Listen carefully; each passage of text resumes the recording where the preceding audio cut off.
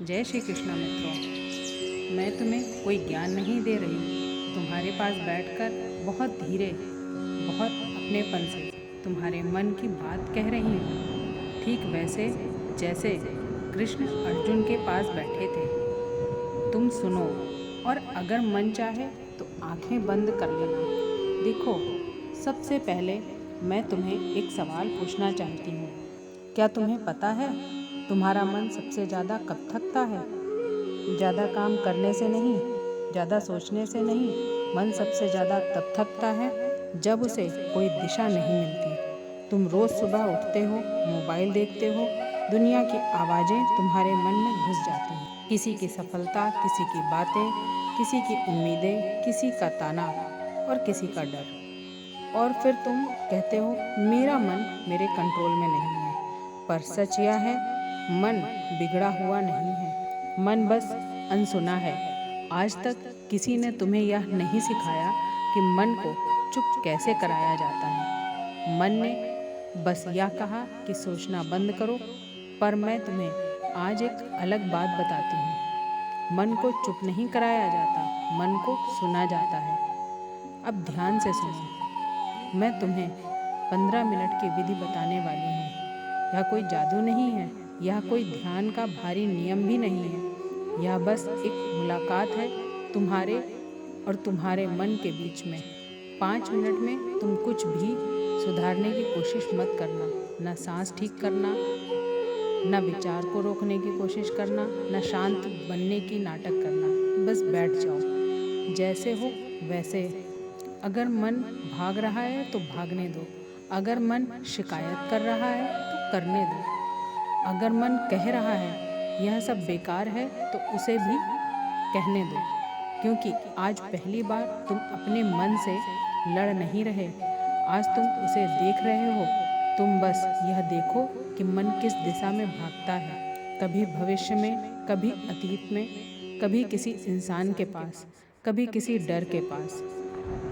बस देखो, इन 5 मिनटों में तुम कुछ नहीं कर रहे और यही सबसे मुश्किल काम है। क्योंकि मन को आदत है कुछ करते रहने की। कभी गुस्सा, कभी डर, कभी थकान और कभी अकेलापन। मन कहेगा मुझे समझा नहीं गया, मुझ पर बहुत बोझ है, मुझे हर समय साबित करना पड़ता है। तुम बस सुनते रहो। याद रखना, यहाँ तुम समाधान नहीं ढूंढ रहे, यहाँ तुम जज हो, यहाँ तुम उपदेश नहीं दे रहे, तुम बस सुन रहे हो। जैसे कोई थका हुआ बच्चा अपनी माँ से सब कह देता है। माँ उसे चुप नहीं कराती, वह बस सुनती है। और ध्यान से देखना, जब मन को बोलने दिया जाता है तो वह धीरे धीरे शांत होने लगता है। अब आखिरी 5 मिनट, अब अपने मन से एक सवाल पूछो, बहुत साधारण सवाल। इस वक्त मुझे किस चीज़ की सबसे ज़्यादा ज़रूरत है? और फिर जवाब का इंतज़ार करो। कोई जोर मत डालो, कोई जल्दी मत करो। जवाब शब्दों में भी आ सकता है और सिर्फ एक एहसास के रूप में भी। कभी जवाब होगा आराम, कभी भरोसा, कभी हिम्मत, कभी खुद को माफ़ करने की इजाज़त। जो भी आए बस उसे स्वीकार कर लो। देखो, मन को कंट्रोल करने का मतलब उसे दबाना नहीं, मन को कंट्रोल करने का मतलब उससे दोस्ती। आज तक तुम्हें यही सिखाया गया है कि मन दुश्मन है। पर सच यह है कि मन बस डर गया है, और जो डर जाता है वह चिल्लाता है, भागता है, उलझता है। पर सच यह है कि जब तुम रोज सिर्फ 15 मिनट अपने मन के साथ ईमानदार हो जाते हो तो धीरे धीरे मन को भरोसा होने लगता है। भरोसा कि अब इसे सुना जाएगा। तुम देखो, काम करते हुए भटकता कम है। छोटी बातें ज़्यादा चोट नहीं देती। लोगों की बातें मन में घर नहीं बनाती। क्योंकि अब मन को पता है दिन में एक वक्त है जहाँ मैं सुरक्षित हूँ। वही वह विधि है जो कोई नहीं सिखाता, क्योंकि यह बाहर से नहीं आती, यह भीतर से शुरू होती है। और याद रखना, मन को जीतने का रास्ता जोर से नहीं, नरमी से आता है। अब ध्यान से सुनो, क्योंकि अब जो मैं कहने जा रही हूँ वह मन को समझने से आगे जीवन को संभालने की बात है। तुमने देखा होगा, जब तुम 15 मिनट अपने मन के साथ बैठते हो तो बाहर की दुनिया थोड़ी धीमी हो जाती है। शोर कम नहीं होता, पर उसका असर कम हो जाता है।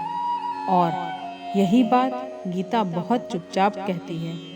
कृष्ण ने अर्जुन से यह नहीं कहा कि युद्ध खत्म हो जाएगा। उन्होंने कहा था, असली मतलब यह नहीं है कि अब तुम्हारे मन में गलत विचार नहीं आएंगे। विचार आते हैं, डर भी आएगा, कमजोरी भी आएगी, पर अब फर्क यह होगा कि तुम हर विचार के साथ बह नहीं जाओगे। अब मैं तुम्हें एक बहुत गहरी बात बताती हूँ। मन दो तरह का होता है, एक वह जो प्रतिक्रिया करता है और एक वह जो साक्षी बनकर देखता है। दिन में एक बार किसी भी समय जब मन बहुत ज़्यादा उलझ जाए तो खुद से सिर्फ एक वाक्य कहना, अभी मैं सुरक्षित हूँ। जब तुम खुद से कहते हो कि तुम सुरक्षित हो, वर्तमान में वापस बुला लेते हो। धीरे धीरे मन सीखता है कि हर घबराहट सच में नहीं होती, हर डर जरूरी नहीं होता है, हर विचार आदेश नहीं होता है। और यही बात कृष्ण जी सिखा रहे हैं। उन्होंने कहा था, तुम कर्म करो पर परिणाम को अपने मन का मालिक मत बनने दो। मन को कंट्रोल करने का मतलब ये भी नहीं है कि तुम भावनाहीन बन जाओ। जो ऐसा बन जाता है वह भीतर से सूख जाता है। मन को कंट्रोल करने का मतलब है भावना आए पर निर्णय भावना से ना हो।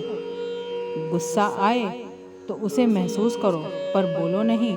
जब दुख आए तो उसे मानो पर टूटो नहीं। जब खुशी आए तो उसे जियो पर उस पर निर्भर मत हो जाओ। यही संतुलन है, यही योग है। मैं तुम्हें एक छोटा सा दृश्य सुनाती हूँ। एक व्यक्ति दिन भर मेहनत करता था पर मन में शांति नहीं थी। वह पूछता था, मैं सब कर रहा हूँ फिर भी मन को क्यों नहीं संभाल पाता? क्योंकि वह बाहर की जिंदगी जी रहा था और भीतर फिर भी क्योंकि वह बाहर की जिंदगी जी रहा था। मन को रोज थोड़ी सी जगह चाहिए जहाँ उसे साबित नहीं करना पड़े, जहाँ उसे मजबूत नहीं बनाना पड़े, जहाँ उसे साबित ना करना पड़े, जहाँ उसे मजबूत नहीं बनना पड़े, जहाँ वो बस हो सके। तुम्हारे 15 मिनट यही जगह है। अब एक बहुत ईमानदार सवाल खुद से पूछना, क्या तुम दिन भर सबको समय देते हो पर खुद को नहीं? अगर हाँ, तो मन क्यों नहीं थकेगा? अब मैं तुम्हें एक और गीता का भाव समझाती हूँ, बिना श्लोक के, बिना भारी शब्दों के। कृष्ण कहते हैं, जो अपने मन को समझ लेता है उसके लिए मन मित्र है, और जो नहीं समझ पाता उसके लिए वही मन शत्रु है। मन शत्रु तब बनता है जब तुम उसे अनदेखा करते हो, और मित्र तब जब तुम उसे समय देते हो। अब इस अभ्यास का असर तुम कुछ दिनों में देखोगे। तुम्हें हर बात पर सफाई देने का मन नहीं करेगा। हर गलती पर खुद को सजा देने की आदत ढीली पड़ जाएगी, क्योंकि अब तुम भीतर से थोड़े पूरे हो गए हो। यह प्रक्रिया स्लो है पर सच्ची है। जो तेज बदलता है वह जल्दी टूटता है, और जो धीरे बदलता है वह गहराई तक जाता है। आज के लिए बस इतना ही। वीडियो पसंद आई हो तो वीडियो को लाइक करें, शेयर करें और चैनल को सब्सक्राइब करें, और कमेंट में जय श्री कृष्णा, राधे राधे अवश्य लिखें।